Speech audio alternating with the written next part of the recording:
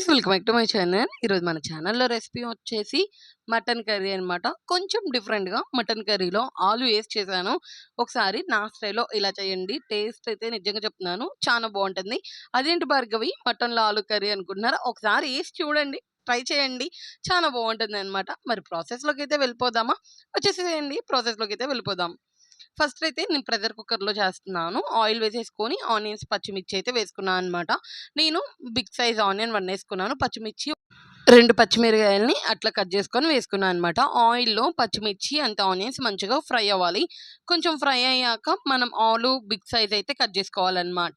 ఇలా big size cut చేసుకున్న ఆలు వేసేసుకోవాలి. మీరు పీల్ చేసుకున్నా ఓకే, చేసుకోకపోయినా ఓకే. నేనైతే పీల్ చేయకుండానే వేస్తున్నాను అనమాట. వేసుకొని ఆలుతో పాటు మంచిగా ఆనియన్స్, పచ్చిమిర్చి అన్నీ ఫ్రై చేసేసుకోవాలనమాట. ఆలు కొంచెం ఆయిల్‌లో ఫ్రై అయితే టేస్ట్ చాలా బాగుంటుంది. ఇప్పుడు ఇలా కొంచెం గోల్డెన్ బ్రౌన్ కలర్‌లోకి ఆనియన్స్ వస్తున్నాయి అనంగా కొంచెం పసుపు వేసుకొని మంచిగా ఫ్రై చేసేసుకోవాలి. మంచిగా ఫ్రై చేసేసుకున్నాక అప్పుడు మనం ఇందులోకి అల్లం చిన్నుల్లిపాయ పేస్ట్ అయితే వేసుకోవాలన్నమాట. నేనైతే అల్లం చిన్నుల్లిపాయ పేస్ట్ ఒక 1½ స్పూన్ వేసాను. అంటే మీ క్వాంటిటీకి తగ్గట్టు మీరు అట్లా వేసుకోండి.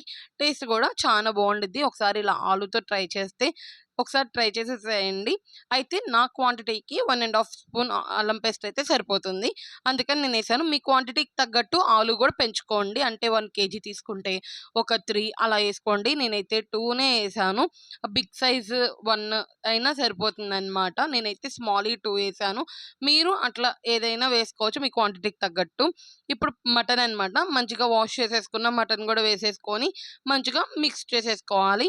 ఒక 5-10 మినిట్స్ మనకు ఆయిల్‌లో మంచిగా ఫ్రై అవ్వాలన్నమాట మటన్ వచ్చేసి. అప్పుడు మనకి కొంచెం ముక్క కూడా ప్రెషర్ పెట్టంగానే తొందరగా ఉడుకుతుంది. మంచిగా ఇట్లా మగ్గించుకోవాలి. ఒక 2-3 మినిట్స్ దాకా సిమ్‌లో పెట్టి మంచిగా ఫ్రై చేసేసుకోవాలన్నమాట మటన్‌ని ఫస్ట్ ఆయిల్‌లో కూడా. చూసారు కదా! ఇలా ఫ్రై అయ్యాక ఇప్పుడు ఇందులో సాల్ట్ అనమాట. మన టేస్ట్‌కి తగ్గట్టు సాల్ట్ అయితే వేసేసుకోవచ్చు. నేనైతే 1½ స్పూన్ సాల్ట్ వేసాను. అంతే. ఒక 2 టేబుల్ స్పూన్స్ కారం అయితే వేసాననమాట. కొంచెం స్పైసీగా చాలా బాగా ఉంటుంది. నా కారం కొంచెం మంట ఎక్కువ కాబట్టి 1½ స్పూన్ వేసుకున్నాను. మీ టేస్ట్‌కి తగ్గట్టు సాల్ట్ అంతే స్పైసెస్ వేసేసుకోండి. వేసుకొని మంచిగా ఆయిల్‌లో ఉప్పు, కారం కూడా ఫ్రై అయ్యేలాగా ఫ్రై చేసేసుకోవాలి. ఇలా మంచిగా ఫ్రై అయ్యాక ఇప్పుడు మనం ఒక 2 మినిట్స్ అంతా 3-5 మినిట్స్ దాకా మనం ఇంతే సిమ్‌లో పెట్టేసుకొని మూత పెట్టుకొని ముందు ప్రెషర్ పెట్టకుండా ఉడికించుకోవాలన్నమాట. ఆయిల్ కొంచెం పైకి తేలేదాకా అట్లా ఉడికించుకున్నాక మనం నెక్స్ట్ ప్రాసెస్ అయితే చేసేసుకోవచ్చు.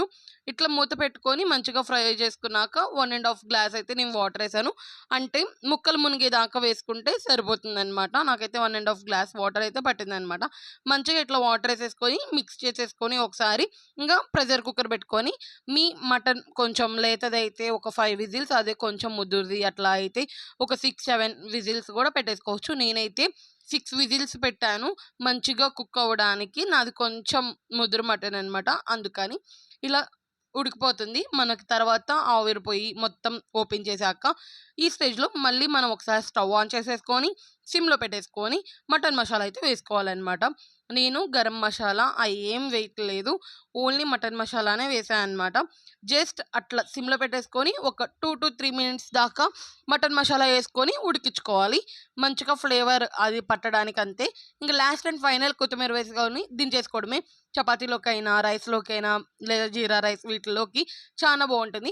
ఒకసారి ఖచ్చితంగా ట్రై చేసేసేయండి. టేస్ట్ అయితే చాలా బాగుంటుంది. ఆ బంగాళదుంపకి మటన్ మసాలా గానీ, ఆ మటన్ ఫ్లేవర్ చాలా బాగా పడుతుందనమాట. ఇదే నేను ఆల్రెడీ చికెన్ కూడా చేసి పెట్టాను. ఒకసారి అది ఇది 2 ట్రై చేసేసేయండి. మరి రెసిపీ నచ్చిందా లేదా అనేది కామెంట్ చేసేసేయండి.